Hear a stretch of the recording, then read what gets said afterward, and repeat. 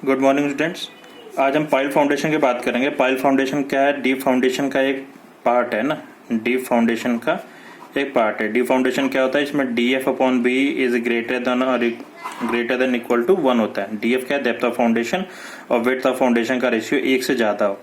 Pile foundation को हम कई टाइप में कैटेगराइज कर सकते हैं। अगर हम बात करें on the basis of action कि पाइल काम कैसे करता है, जैसे कि हमने पहले बताया था कि सपोज करो ये आपका एक पाइल है, ये ग्राउंड सरफेस है, तो इस पाइल पे जो भी लोड पड़ रहा है वो कौन बियर कर रहा है? मान लो ये टिप ऑफ द पाइल का ये जो टिप है, टिप मतलब ये नीचे वाला पोर्शन, अगर ये पूरा लोड बियर कर रहा है तो इसको हम बोलेंगे and bearing pile.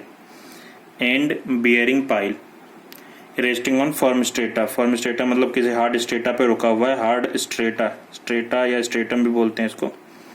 Hard strata पे रुका हुआ है, पूरा लोड जो है tip of the pile, TIP tip of the pile या एंड ऑफ द पाइल अगर बियर कर रहा है तो उसको एंड बियरिंग पाइल बोलेंगे। अगर पूरा लोड जो है फ्रिक्शन, अगर पूरा लोड जो है केवल फ्रिक्शन की वजह से हो रहा है, लोड बियर कर पा रहा है, तो उसको हम स्किन फ्रिक्शन पाइल बोलेंगे या फ्री हैंगिंग पाइल भी बोलते हैं कहीं कहीं। ठीक है, एक बार नोट्स में दिखा देता हूँ मैं कि ये आपका हो गया friend end bearing pile, this is called skin friction pile और hanging pile, end bearing end action pile. मतलब इसमें दोनों काम करता है, एंड बियरिंग भी काम कर रहा है और आपका स्किन फ्रिक्शन दोनों काम कर रहा है।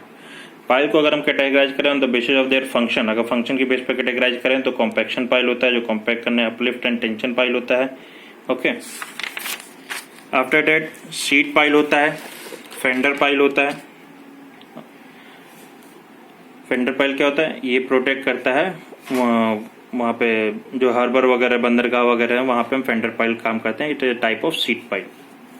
अगर हम basic the method of installation, तो ड्रिवन पाइल होता है और बोर्ड पाइल होता है। ड्रिवन पाइल मतलब जिसको हम किसी वर्कशॉप में कास्ट करके लाते हैं और डायरेक्टली ड्राइव कर देते हैं, वो होता है ड्रिवन पाइल।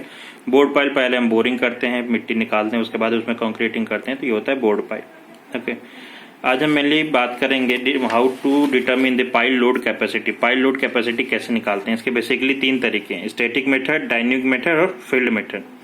ध्यान से देखना, स्टैटिक मेथड, डायनेमिक मेथड और field method. Static method specially cohesive soil के लिए होता है। कोहेसिव सॉइल मतलब clay soil. It is analytical approach which is suitable for cohesive soil, specially cohesive soil के लिए होता है। दूसरा है डायनेमिक मेथड। डायनेमिक मेथड ये किसके लिए होता है? It is based on the hammer test and is suitable for the dense sand only. Specially किस लिए होता है? डेंस सैंड के लिए होता है। अगर लूज सैंड में करते हैं तो लिक्विफेक्शन की प्रॉब्लम होती है। Okay, in loose sand liquefaction dilatancy में occur, where as in clay remoulding और पोर प्रेशर में सेटअप। इसलिए यहाँ पे नाम दिया कि डेंस सैंड के लिए ही कारगर है डायनेमिक मेथड। फील्ड में हम क्या करते हैं? जहाँ पे हमने सैलो फाउंडेशन में प्लेट लोड टेस्ट पढ़ा था, वैसे ही फील्ड में पाइल लोड टेस्ट होता है। तो फील्ड मेथड में क्या करते हैं? पाइल लोड टेस्ट होता है, SPT होता है, स्टैंडर्ड पेनिट्रेशन टेस्ट करते हैं, और साइक्लिक पाइल लोड टेस्ट करते हैं।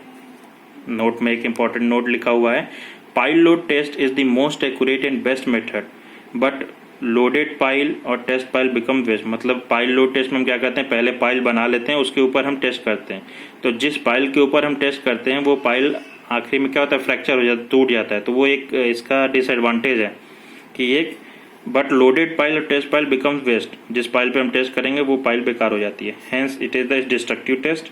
इन cyclic pile load test the biggest advantage is that end bearing resistance and skin friction resistance can be found separately. ये इंपॉर्टेंट है, ध्यान देखना।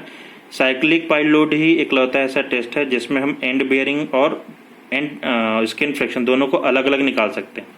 ओके, तो अभी हम बात करेंगे पहला जो है स्टैटिक मेथड की। स्टैटिक मेथड में किसके लिए होता है? स्पेशली फॉर कोहेसिव सॉइल के लिए होता है।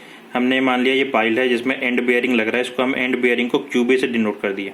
ओके, QS क्या है? स्किन फ्रिक्शन जो लोड बियर कर रहा है। QUP ultimate load on pile. QUP क्या? Ultimate load on pile. तो जो भी इस पाइल पे लोड आ रहा है कौन बियर कर रहा है? QB और QS। तो हम ऐसा